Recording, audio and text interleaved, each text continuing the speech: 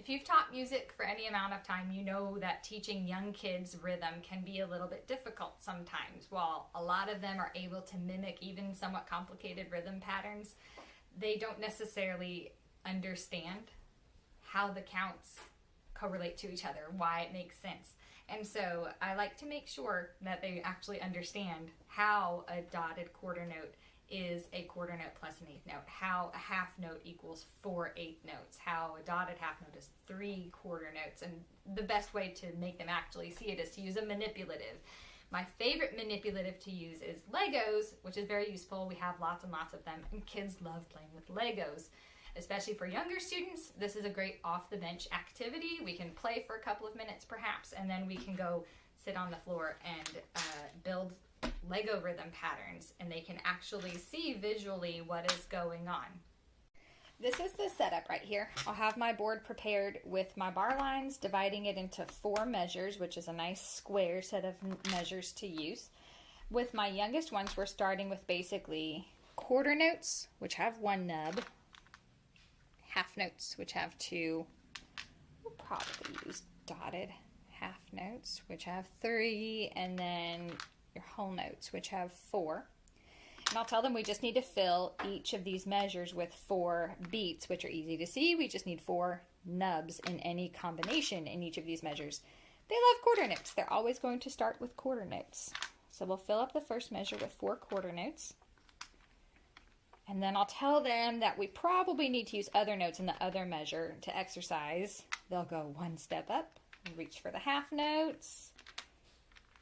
We'll get 2 whole half notes because they can see really clearly that that's 4 right there. And I'll encourage them to get a little more creative. Maybe we'll mix some up. Let's try 2 quarter notes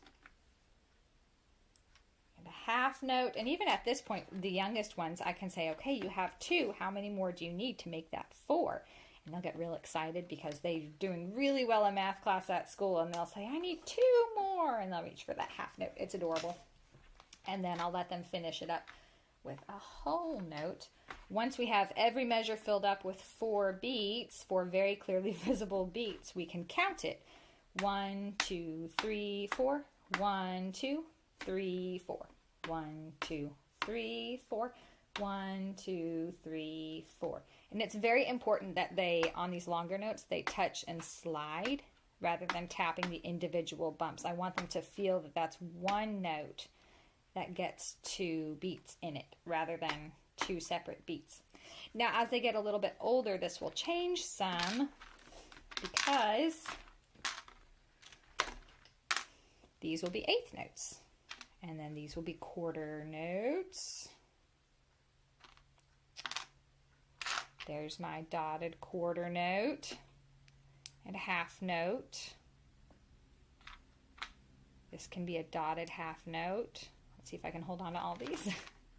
And apparently I liked red today. Here's a whole note right here. So I'll explain those to them, and then we'll start building. We'll start with a quarter note perhaps. You do need more room when you add in eighth notes here.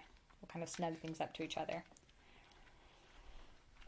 We're still looking for 4 beats at this point. So we'll throw in a half note.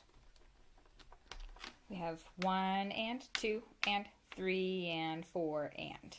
Let's see, and then we'll try, I like using the dotted quarter notes. Always have to have an eighth note in conjunction with that.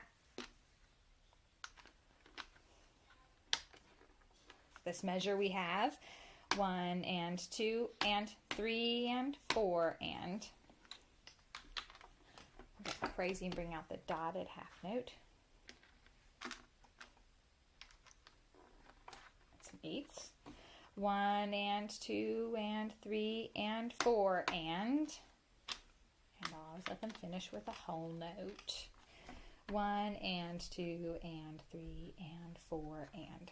Then they'll have to count the whole rhythm out, tapping, and then I like to put it on the piano library at that point.